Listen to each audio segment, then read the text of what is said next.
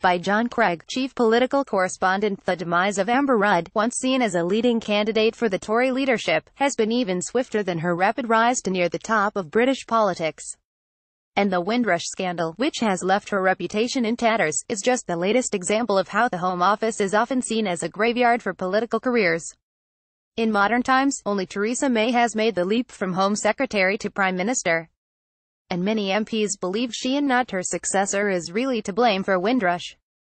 The daughter of a stockbroker, Amber Rudd was educated at the elite Cheltenham Ladies' College and Edinburgh University before working for investment bankers JP Morgan.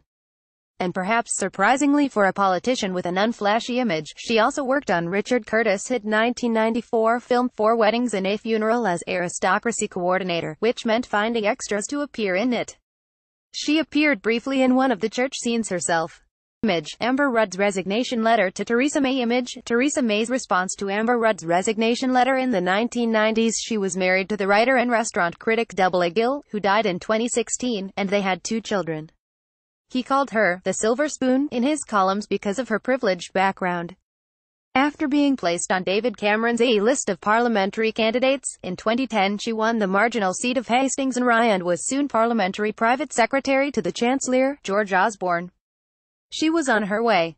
After spells as a government whip and junior minister in the coalition government, she joined the cabinet as Energy and Climate Change Secretary when Mr. Cameron won a Tory majority in 2015, but it was the 2016 EU referendum campaign, which brought about the downfall of Mr. Cameron and Mr. Osborne, that dramatically raised her profile. As a leading Remainer in the campaign, she was one of the stars of the TV debates and was involved in a memorable clash with the leading Brexiteer Boris Johnson.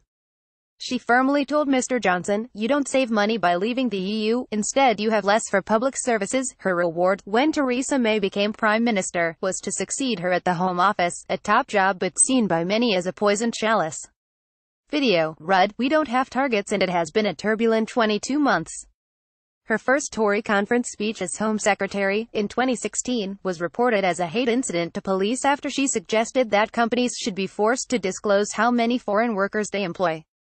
She told the conference, "The test should ensure people coming here are filling gaps in the market, not taking jobs British people could do." But it was Windrush, and her apparent lack of grip on her department, that ended her tenure at the Home Office, despite a series of U-turns and apologies. Hundreds of people who arrived in the UK between 1948 and 1971 from the Caribbean countries have been called the Windrush generation as they arrived on the MV Empire Windrush.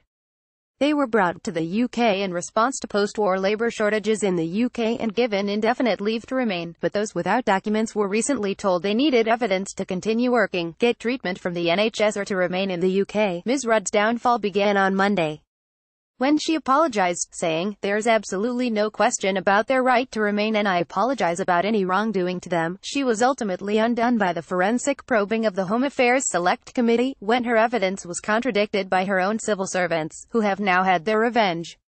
She claimed, "If you're asking me about numbers, that's not how we operate." Besides the Home Secretary, Theresa May has also lost a key ally on the Brexit war cabinet as it tackles the vital issue of the customs union. Pro-Brexit MPs will shed few tears for her demise, but Remainers will be dismayed. As will Theresa May, who now the Home Secretary has gone will become the chief target for opposition attacks on Windrush.